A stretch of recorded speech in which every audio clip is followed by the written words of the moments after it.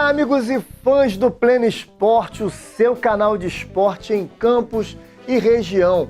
Começando mais um programa todinho feito por você e para você. No programa de hoje temos Brasileirão Série A e B, Copa do Brasil, amistoso da Seleção Brasileira Feminina de Futebol, judô, uma homenagem ao nosso maior ídolo do boxe, Éder Joffre. Quem lembra do Éder Joffre? UFC, notícias de Campos e região no cenário esportivo, um bate-papo com 2 medalhistas de São Fidélis, casca grossa galera, campeonato de jiu-jitsu que aconteceu no Rio de Janeiro.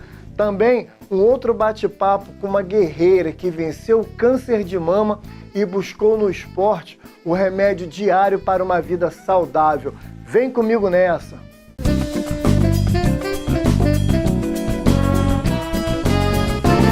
Semana passada fiz aqui uma homenagem ao nosso eterno Didi Folha Seca, que era de Campos.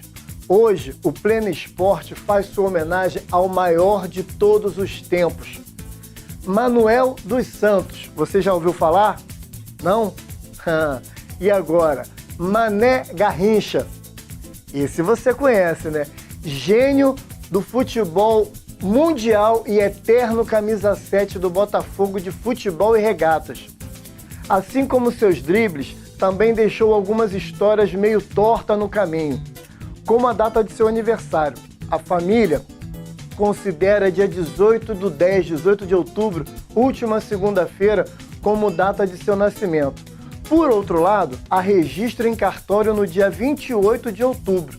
Cara, mas não importa. Garrincha é tão importante que merece comemoração de 2 aniversários. Manuel dos Santos nasceu em 1933, em Pau Grande, interior do Rio de Janeiro. Ponta direita de dribles desconcertantes, jogou no Botafogo de 1953 a 1965. Estreou no Campeonato Carioca em 53, marcando de pênalti o gol de empate com um Bom Sucesso, que vencia por 2-1. Considerado o mais habilidoso jogador de futebol de todos os tempos, dono de uma incrível capacidade de driblar sempre para o mesmo lado. Ele, até hoje, é símbolo máximo do Botafogo. O curioso é que, após ser rejeitado no Vasco e no São Cristóvão, por causa das suas pernas tortas e desvio na coluna lombar, Garrincha foi treinar no Botafogo. Olha só, hein, como é que o destino trabalha em prol das pessoas. Ele foi treinar no Botafogo e em sua primeira jogada pôs a bola entre as pernas do lendário Nilton Santos e acabou contratado a pedido do próprio Nilton Santos, o lateral direito. Pelo Botafogo, rapaziada, ele disputou 612 partidas e marcou 245 gols.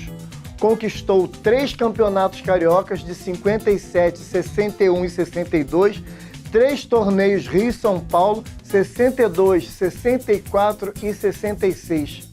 Titular e campeão da Seleção Brasileira na Copa de 58, além de ter sido principal responsável pela conquista do bicampeonato mundial no Chile em 62.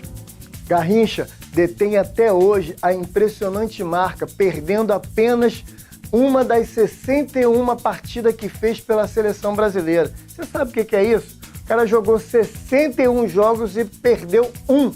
Disputou 60, ganhando 60 jogos, marcando 17 gols pela Seleção Brasileira.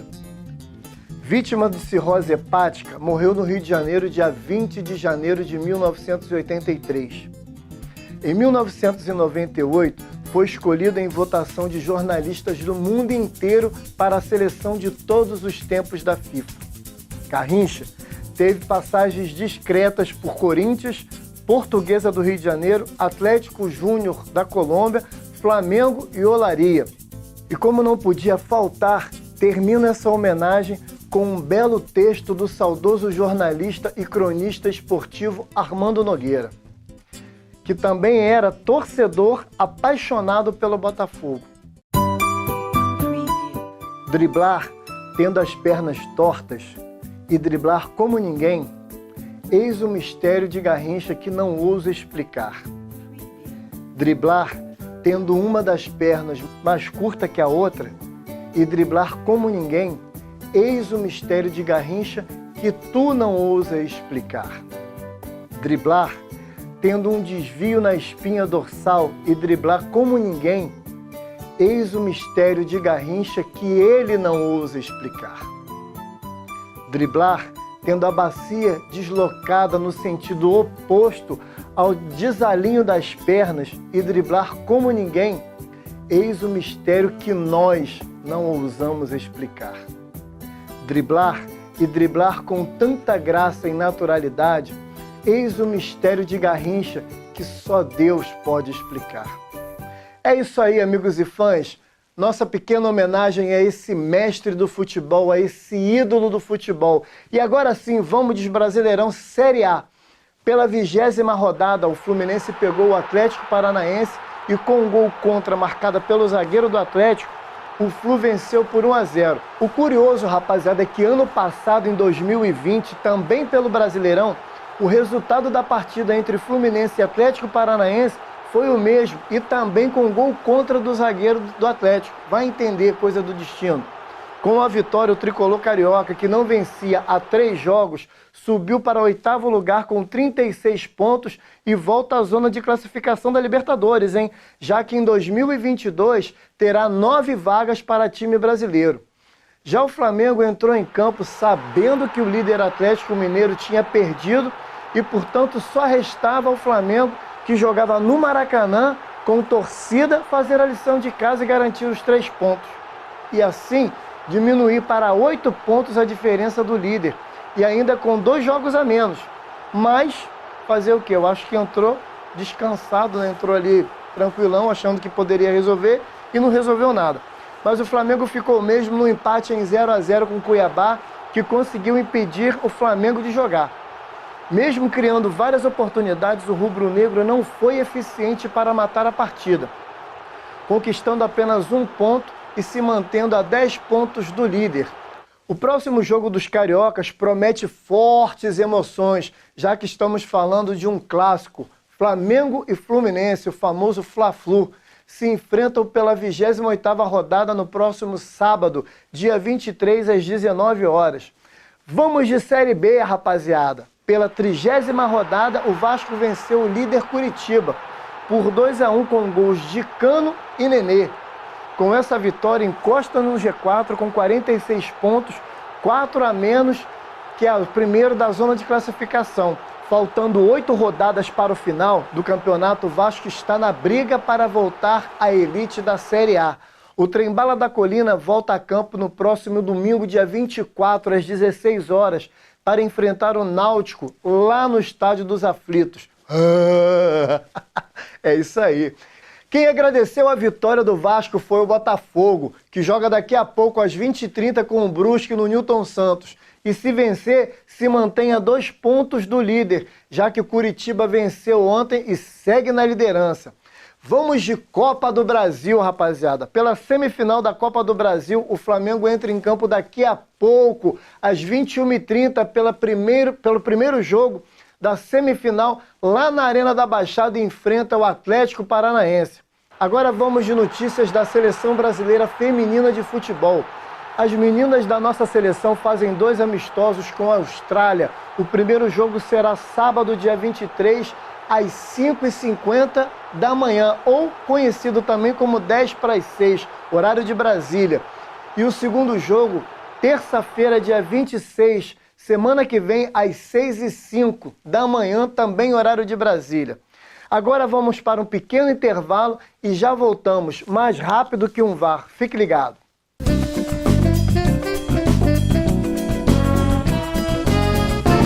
Vem aí o Novembro Esportivo Inter TV. E para começarmos, nos dias 6 e 7 de novembro já teremos a 76ª Prova Ciclística de São Salvador, a prova mais antiga do Brasil, com participação de atletas profissionais em várias categorias. A partir das 7 horas, você não pode perder.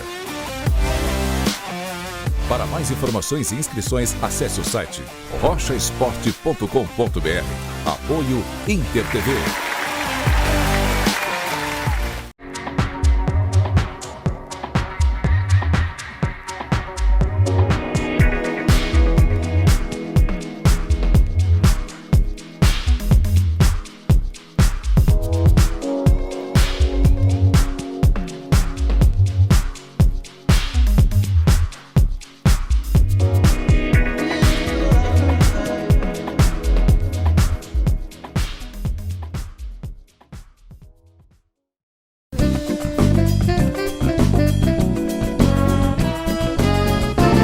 É isso aí, amigos e fãs do Pleno Esporte. Estamos de volta e vamos de bate-papo. Hoje conversamos com Fabiane Azevedo Vieira, conhecida como Biane, carinhosamente chamada pelos amigos. Recebeu um diagnóstico de um câncer de mama em 2016 e, como todo ser humano que é surpreendido por uma notícia inesperada, chorou, se questionou, se preocupou com o seu filho, mas com uma fé gigante, não se deixou abater, encarou de frente, foi à luta e fez todo o tratamento e procedimento, se curando e derrotando o câncer. Por orientação médica, buscou na atividade física, mais especificamente o ciclismo, uma forma para se manter saudável, afastando qualquer possibilidade de retorno da doença, buscando uma conexão com a natureza e mantendo o corpo e a mente sã. Vamos conferir esse bate-papo.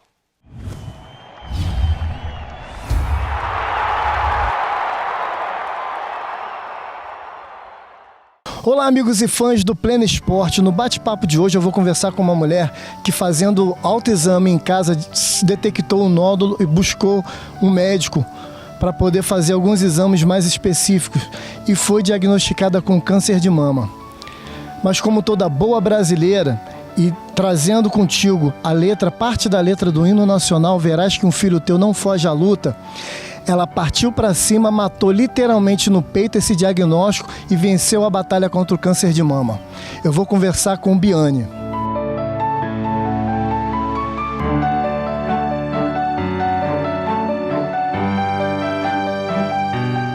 Em 2015, eu tomando banho, no final de 2015, eu senti um carocinho no seio. E eu pensei assim, não, é uma espinhazinha interna, parecia um carocinho, uma espinha interna. E eu fui deixando, só que ele dobrou de tamanho. E quando foi em março, 4 meses depois, eu fui no mastologista, na ginecologista primeiro, e ela me encaminhou para o mastologista, aí sim. Aí eu fiz os exames, né, mamografia pediu para repetir, ultrassom, e a gente fez uma biópsia e acusou mesmo que eu estava com câncer na mama.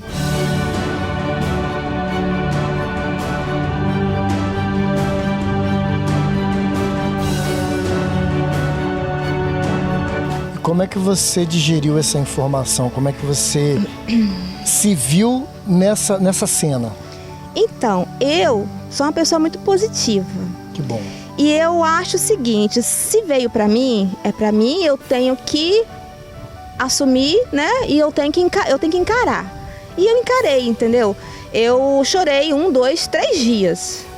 Difícil foi falar com meu filho, né? Eu sempre falo que o pior momento de tudo na minha doença é falar com o filho que você está doente e que você pode morrer? Pode, né? E depois disso eu recebi muita ajuda de amigo do meu filho, da minha mãe, do meu pai, de todo mundo. E isso me impulsionou a seguir em frente, e eu segui. E eu fiz o tratamento, eu perdi todo o cabelo, eu fiz a quimio, eu fiz a rádio, eu fiz hormonoterapia, fiz tudo e tô aqui.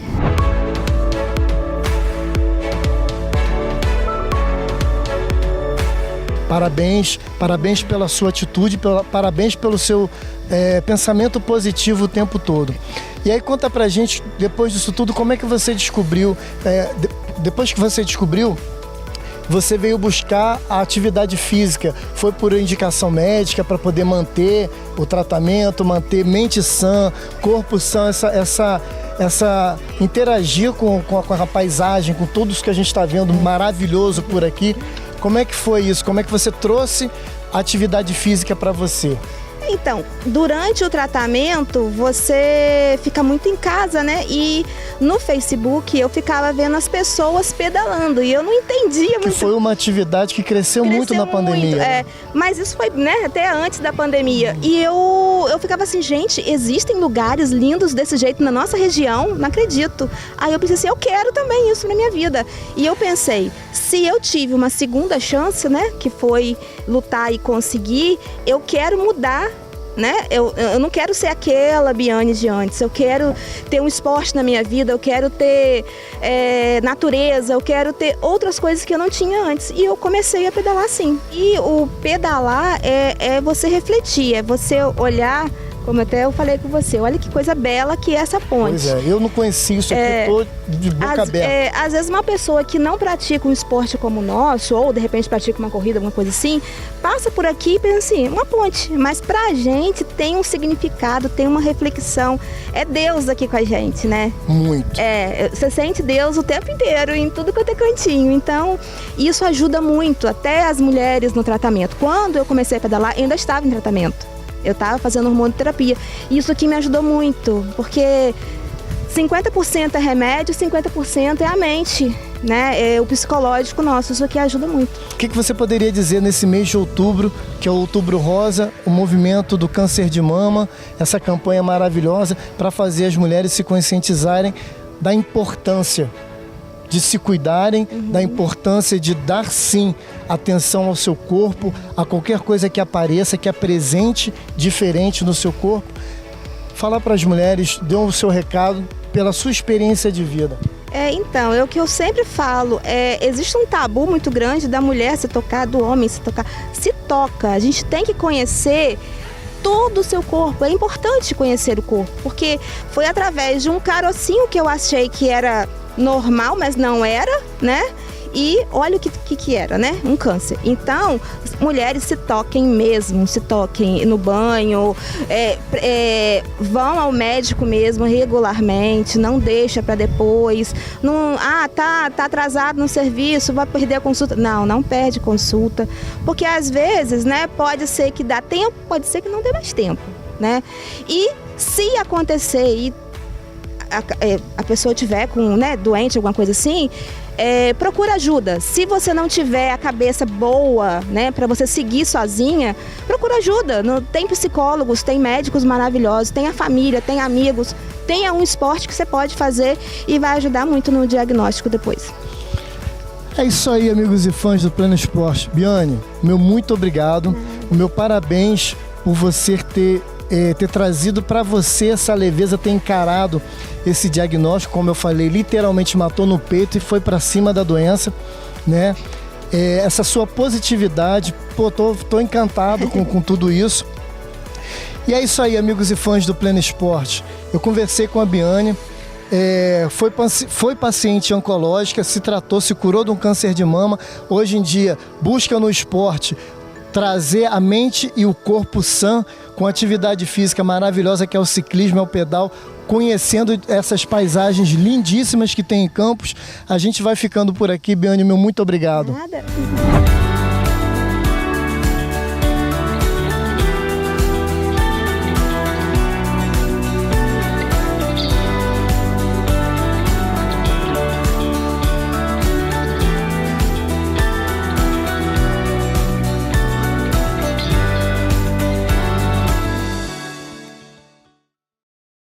Depois desse bate-papo maravilhoso com essa figura super positiva que é a Biane, que já me surpreendeu logo na sua primeira resposta, com uma positividade, um sorriso lindo no rosto, eu falo para vocês, enquanto houver um fio de esperança, força de vontade e fé, temos que acreditar que é possível sim. É isso aí. No último sábado começou o primeiro torneio de Fut7 em Campos, onde participam 5 equipes, Bola Cheia, CRA de Farol, RUFC, o LF Primo e o Cobreloa. Teremos fortes emoções nessa competição e estaremos trazendo aqui para vocês o grande campeão do torneio. Amigos e fãs, quero falar agora com vocês mais uma vez da cidade Poema, da nossa querida São Fidélis, que vem surpreendendo e revelando grandes talentos em várias modalidades no cenário esportivo. Nós, do Pleno Esporte, voltamos a São Fidélis, dessa vez para um bate-papo com 2 atletas do Jiu-Jitsu, casca grossíssima, da Academia Nova Vital Sport Center e aluno da mestre Roberta Menezes, que traz nada mais, nada menos que os ensinamentos da família Gracie. Eu posso dizer que, meu irmão, assim, por experiência própria, e daqui a pouco vocês vão poder entender o que eu estou falando, a rapaziada casca grossa. Conversamos com Lucas Silva, medalha de ouro, e Marlon Lopes Palagar, medalha de prata no campeonato Rei do Rio de Jiu-Jitsu. Você sabe o que é isso? O cara é Rei do Rio, parceiro. Não é para qualquer um se tornar o Rei do Rio. Vamos conferir esse bate-papo.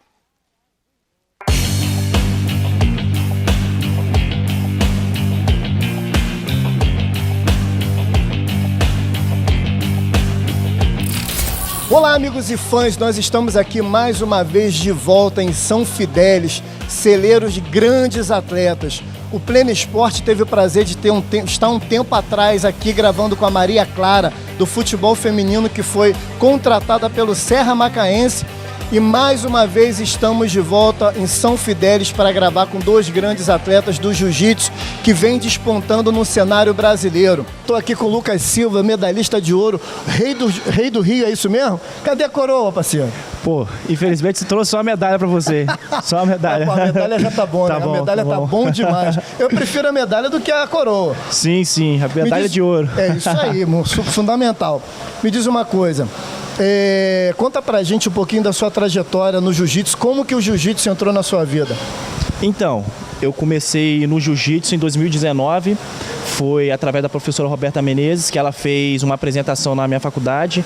Na época eu era estudante de educação física, foi uma matéria que teve na faculdade e o professor teve a oportunidade de levar a Roberta lá para apresentar o jiu-jitsu. Eu já tinha feito jiu-jitsu antes quando criança, com meus 14 para 15 anos, fiz durante um ano, porém não foi algo tão sério assim quanto agora. Aí em 2019 eu tive a oportunidade, através da professora Roberta, ela fez a apresentação na minha faculdade e eu acabei vindo uma semana depois, eu conversei com ela lá na faculdade e vim uma semana depois aqui na academia, conversei com ela, fiz a minha aula experimental, a primeira aula experimental, gostei, me identifiquei e fiquei com ela aqui até hoje. São quantos anos já de jiu-jitsu? Já são 2 anos e 6 meses, mais ou menos. Nesses 2 anos e 6 meses, quantas medalhas conquistadas? Ao todo já foram 16 medalhas. Mas o bicho é brabo mesmo, casca grossa, hein, parceiro? Me diz uma coisa, você participou agora, o último campeonato, você foi o Rei do Rio, medalhista de ouro. Conta um pouquinho pra gente como é que foi isso aí. Isso foi no último dia 9, foi o Rei do Rio, que foi realizado pela FJJ Rio, a Federação de Jiu-Jitsu do Estado do Rio. Eu fiz 3 lutas duríssimas, grandes adversários, eu respeito todos eles e graças a Deus, depois de muito treino, muita luta, deu tudo certo no final. Graças a Deus e a esse celeiro maravilhoso chamado essa cidade de São Fidélis. Meu irmão, aqui tem muita gente boa, muito casca grossa, muito atleta bom. Agora me diz uma coisa, esse foi o último que você ganhou medalha de ouro, mas teve outras competições que você trouxe todas essas medalhas, né? Fala um pouquinho pra gente dessas medalhas, quais foram? Isso, a última, a mais recente, foi o Rei do Rio. Aí teve antes dessa também, que foi o brasileiro da X-Combat, que eu acabei fazendo 10 lutas, eu lutei em 4 categorias. Foram 2 categorias sem kimono, que é a categoria de peso e a categoria absoluto, e a categoria com kimono também, o peso absoluto. Conquistei 10 medalhas, conquistei 4 medalhas de ouro, mais o cinturão de campeão. A gente só tem a agradecer por você ser atleta brasileiro, em primeiro lugar, né, de São Fidélis, que é um lugar maravilhoso, que eu tenho particularmente um carinho enorme por essa cidade. E parabenizar por todos esses títulos. Valeu? Eu que agradeço. Beleza, rapaziada. Eu vou conversar agora, aproveitando, fazendo a ponte aqui, vou conversar com o Marlon Lopes também, que foi medalhista de prata no Rei do Rio. Deixa eu pegar o microfone aqui, passar aqui pro Marlon. Beleza, Marlon? Beleza. Boa tarde, obrigado por receber a gente aqui, o Pleno Esporte aqui. Conta pra gente também a sua trajetória, o jiu-jitsu na sua vida, a sua trajetória no jiu-jitsu, como é que foi isso aí, a gente vai desenrolando isso, ou rolando, fazendo um rola aqui, né, em toda essa história aí sua do jiu-jitsu. Minha trajetória no jiu-jitsu, quando eu fui conhecer mesmo, foi aos 13 anos de idade, num projeto social aqui de São Fidélis, na prefeitura. Eu praticava lá escola, né, estudante, passear, aí tinha um projetinho lá, da escola de jiu-jitsu. Aí entrei, o professor chamou, estava de olho pela janela lá de fora, aí eu entrei, Comecei fazendo a aula experimental, né, no caso. Desde ali, já comecei a ter um sentimento muito forte pelo jiu-jitsu. Desde então, eu nunca parei. Venho treinando forte desde então. Claro que quando a gente entra pro esporte, a gente tem uma responsabilidade muito grande. Porque é lesão, é trabalho, tem muita gente que se cobra muito da gente. Então, a gente vem se dedicando cada dia mais, superando cada dia mais. Você tem que associar não só o esporte, né? Tem toda uma coisa, um funcionamento por trás, alimentação, nutrição, né? Fortalecimento físico e tudo mais. Né? A gente não vive só do jiu-jitsu, a gente tem a nossa vida casual, nossa vida própria, a gente tem os nossos gastos e a gente vem trabalhando nisso, né? Vem o apoio de cada um podendo ajudar nas competições. Vem vindo direto, toda competição que tem, a gente vai, quem puder chegando junto, a gente vem, a gente vai. Oportunidade pra gente não falta, porque toda competição que a gente que tem, tá próximo a chegar, a gente tá sempre com um brilho no olho e doido pra já estar lá. Tá seco, né? Seco pra poder estar. Conta um pouquinho de quais foram os títulos, quantas medalhas ao longo dessa sua carreira aí que você já conquistou? Eu trouxe umas medalhas recentes ali, mas eu tenho mais medalha para trás, né, na minha vida, porque tem a do brasileiro, foi antes do Rei do Rio, eu fiquei em segundo lugar, fazendo 2 lutas. E teve essa recente agora do Rei do Rio, que eu fiz 2 lutas, muito dura. Cada competição para mim é um desafio a mais, porque eu sei que eu estou evoluindo, não só no tatame, mas como lá dentro na competição. Desafio e aprendizado, né? Porque a gente, na realidade, por mais que as pessoas falem assim, errou, mas é no erro que se aprende, é no erro que se corrige e vai lá na próxima e faz tudo acontecer. Agora eu gostaria de convidar a mestre Roberta Menezes, a responsável por toda essa lapidação desses 2 grandes atletas. Professora? É assim, né? Eu tô por dentro. Diz um pouquinho.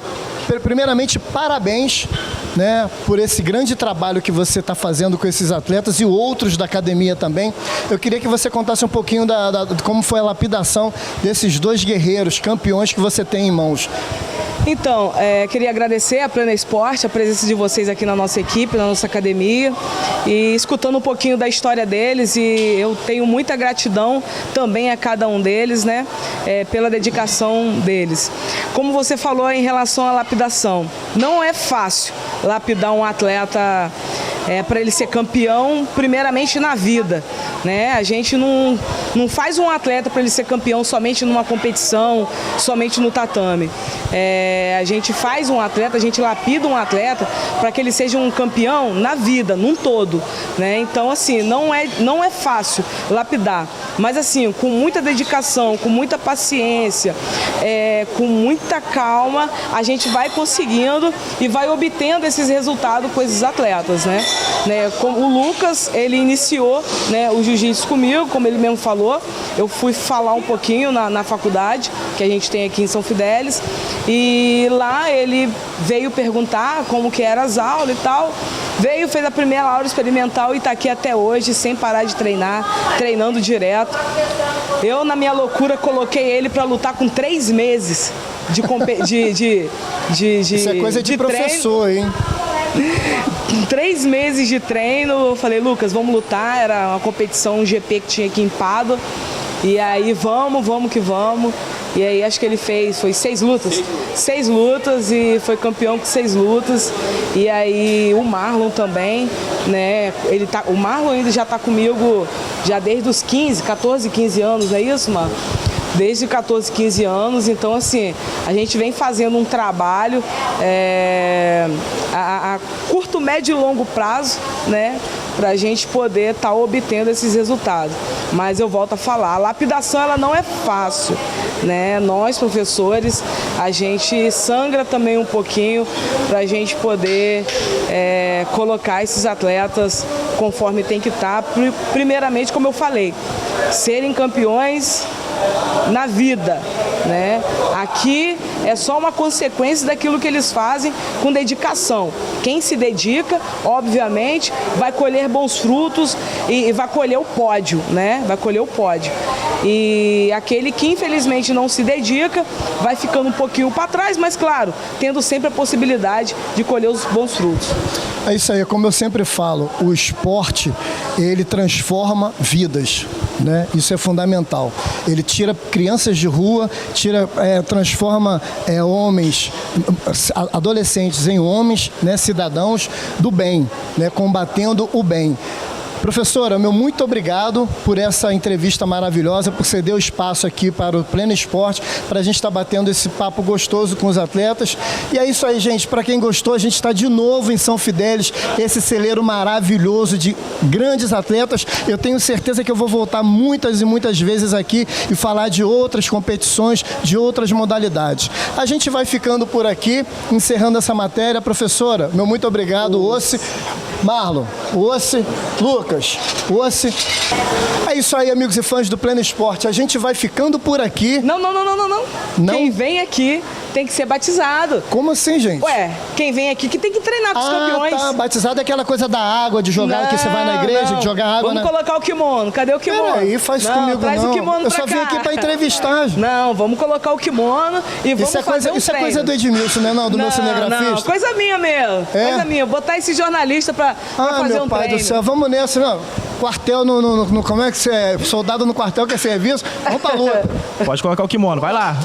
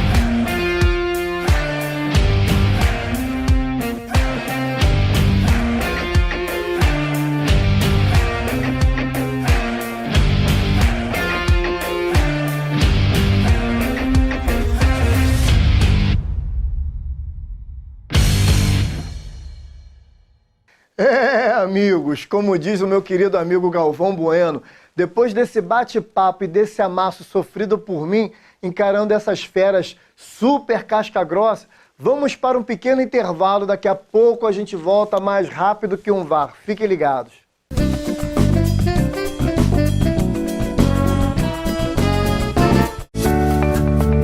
Laboratório Plínio Bacelar oferece atendimento especializado através de profissionais qualificados e equipamentos de ponta, que asseguram eficácia e agilidade nos resultados.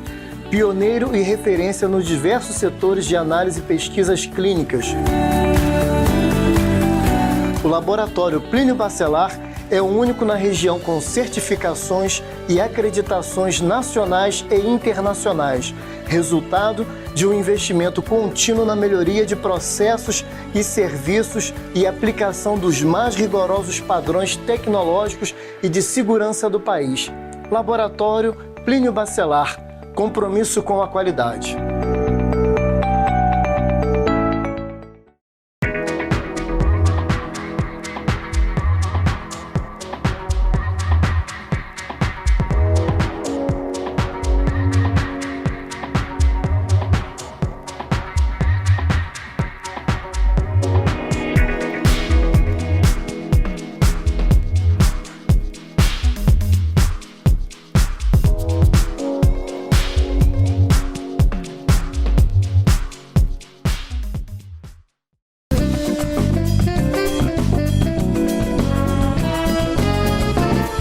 Estamos de volta e vamos falar agora de judô.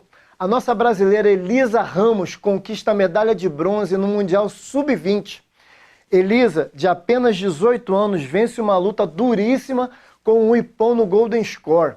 Parabéns, Elisa, as nossas meninas mandando ver no mundo da luta, dominando tudo, geral. E falando de luta, em mais uma semana de muita trocação no UFC em Las Vegas, o esquadrão brasileiro dominou o octógono. Norma Drummond brilhou em sua luta, a principal da noite, vencendo seu oponente nos pontos. Quem também venceu foi Bruno Blindado, batendo o americano Andrew Sanches por nocaute aos 2 minutos e 53 segundos do terceiro round. Outra brasileira que brilhou foi Luana Dride, que venceu Lupe Gondines por decisão unânime. Adriana Sorriso foi só sorriso. Venceu a também brasileira Estela Nunes por finalização aos 2 minutos e 57 segundos do terceiro round. E só deu Brasil. É a superioridade das nossas brasileiras cada vez mais em evidência no UFC e se sentindo em casa no octógono. Já que estamos falando de luta, quero falar agora de Éder Joffre, que entra para o Hall da Fama do boxe em cerimônia nos Estados Unidos, rapaziada. Não é pouca coisa, não. O nosso tricampeão mundial dos pesos pena e galo, Éder Joffre, primeiro brasileiro a deter um cinturão de relevo mundial no boxe, entrou nesse domingo para o Hall da Fama na costa oeste dos Estados Unidos. O ex-boxeador, o pioneiro brasileiro aos 85 anos, acompanhado dos filhos Marcel e Andréia, foi um dos homenageados na solenidade que ocorreu no hotel em Los Angeles. É mole? Éder Joffre já fazia parte de outro Hall da Fama relevante nos Estados Unidos. Desde 1992, ele é o único brasileiro a figurar nos 2 lugares sagrados. Falar o que desse cara? Falar o que do boxe brasileiro? O cara abriu as portas para muita gente, atrás dele também veio o Popó, arrebentando também, campeão. Éder Joffre, saudações, o nosso abraço do Pleno Esporte. Cara, que você viva mais 100 anos aí e nos ensine muito. É isso aí, amigos e fãs do Pleno Esporte, a gente vai ficando por aqui. Eu já calcei minhas luvas para homenagear o nosso querido amigo Éder Joffre. Me sigam nas redes sociais que aparece aqui embaixo na sua telinha. Assistam o programa pelo canal do YouTube da Plena TV. Vem comigo nessa, compartilhe o nosso link, deixe seu comentário, é super importante pra gente. Se você tiver alguma dúvida, vai lá no canal do YouTube, busque pelo Plena TV, que você vai achar lá todo o nosso programa na grade da Plena TV pelo YouTube. Todos os programas estão lá. Nós vamos ficando por aqui, agradecendo a todos de sempre que fazem o programa acontecer. Meu querido amigo Paulinho, lá na técnica, o meu mestre dos magos, na técnica e na edição. Meu cinegrafista Edmilson, Bruno do suporte e a todos os meus patrocinadores. A minha eterna gratidão. Vou ficando por aqui, dando uma treinadinha aqui para poder manter a forma, mente e corpo sã. Fui, muito obrigado a todos.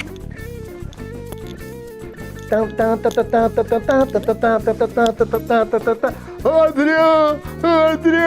Lembra disso? Valeu, rapaziada. Um abraço. Fui!